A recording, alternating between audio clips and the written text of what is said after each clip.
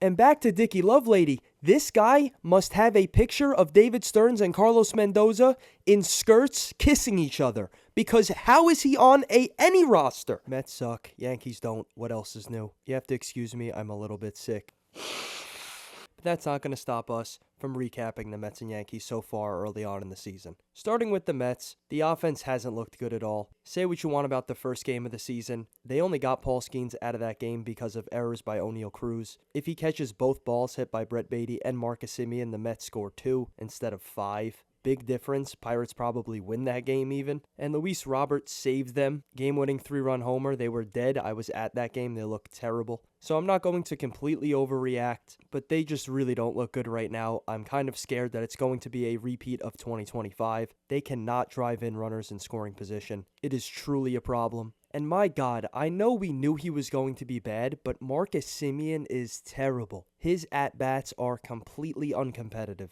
Again, when we got him, we kind of knew that there was no chance of him returning back to form. But my God, you were hoping that maybe he could find a little late career resurgence. He has just been terrible. 6 games in, I know, but still very concerning. The Mets' batting average with runners in scoring position this season is 113. Their overall team batting average, 189. Again, 6 games in, I don't want to overreact, but this is a problem. You are already seeing what the floor is with this team.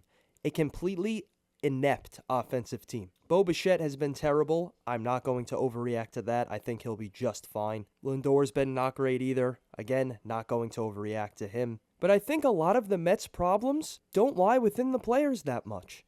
I think a lot of their problems are with Carlos Mendoza. The guy at times is a complete bonehead. It is the 6th game of the season. Why is Dickie Lovelady in 3 games? Why is Jared Young starting 2 games? Going into the season, I didn't even know if Jared Young was going to make the roster. I actually forgot he was on the team. Not make the roster. I forgot that guy was on the team. He has started 2 out of the 6 games of the season. Mark Vientos is there. He can play first base. Why do we have Jared Young? And great, he did hit a double and drive in a run 2 nights ago. But I don't care. This is not who's going to be playing this season. Get the guys that are going to get reps, get them in the game now. I don't want to see Jared Young. And back to Dickie Lovelady. This guy must have a picture of David Stearns and Carlos Mendoza in skirts kissing each other. Because how is he on any roster? So a lot of problems with the Mets here early on, obviously. That being said, they are 3-3.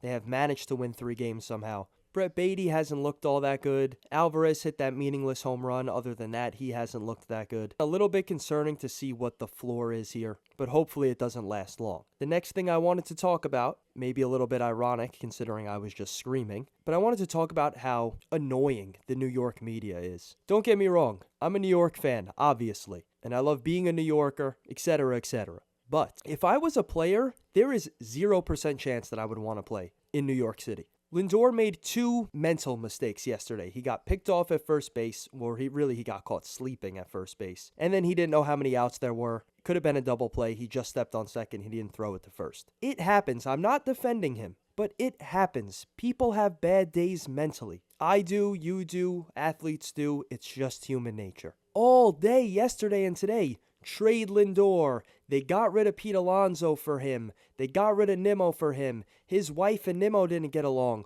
We are making up stories.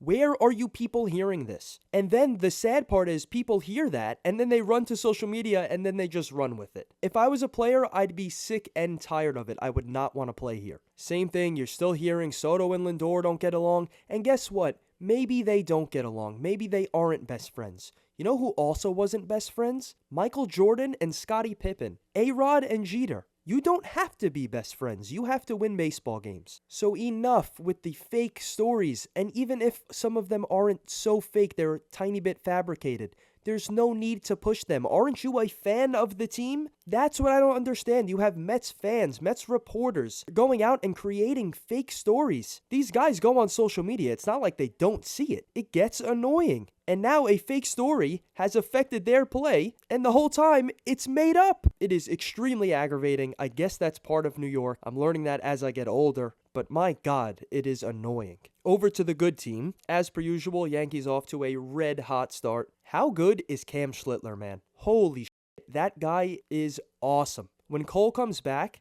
and you have Cole, Fried, and Schlittler, that is an unbelievable three. And then Rodon is your 4. I said it all offseason. A lot of Yankee fans were very upset that the Yankees ran it back offensively. But guess what? The Yankees were the #1 offense in baseball last year. So yeah, they ran it back. And guess what? They have probably the second best rotation in baseball. Maybe third, but regardless, top 5 rotation in baseball.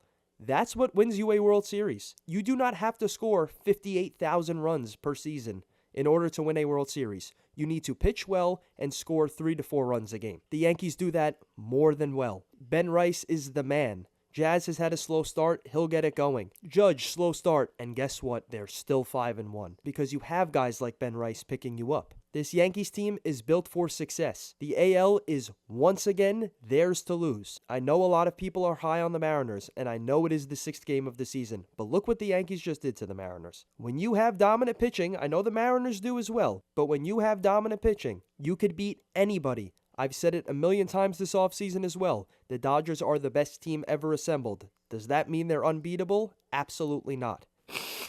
My God. So the Yankees need to continue to play how they've been playing to start the year, and they will be more than fine. Once again, the AL is the Yankees' league to lose. I think overall, this Yankees team is really, really good. At the All-Star break, they will just get even better. Cole coming back is so huge. They didn't have him all year last year. You get him back, Schlittler looks like this, and you have Fried. Awesome. I don't see them losing the East. I don't see them losing the AL. Sounds ironic. I'm yelling at other people for being dramatic 6 games in, and I'm making these crazy predictions 6 games in. But so far, I've liked what I've seen from the Yankees, haven't liked what I've seen from the Mets. I won't yap too much longer, so if you made it to the end of the video, thank you guys so much. Please give me a like, a share, subscribe, all the other BS plugins. Really trying to grow this channel. I'm enjoying making videos, so it'd really mean a lot if you guys interacted, commented. Just let me know what you're thinking so far. So yeah, that's it from me, and I'll catch you guys on the next one.